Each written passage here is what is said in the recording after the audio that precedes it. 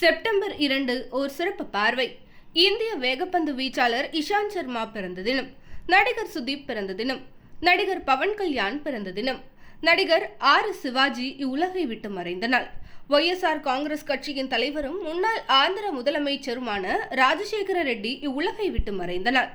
1970ஆம் ஆண்டு சந்திரனுக்கான Apollo 15, Apollo 18 ஆகிய திட்டங்கள் கைவிடப்பட்டதாக நாசா அறிவித்த நாள்.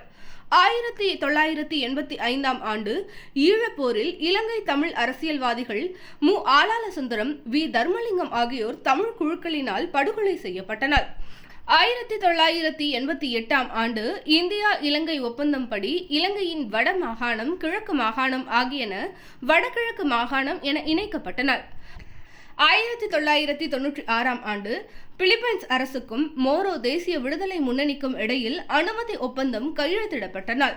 2023ஆம் ஆண்டு இந்திய சூரிய ஆய்வு விண்கலம் ஆதித்யா L1 வெற்றிகரமாக சூரியனை நோக்கி ஏவப்பட்ட நாள். உலக தேங்காய் தினம்.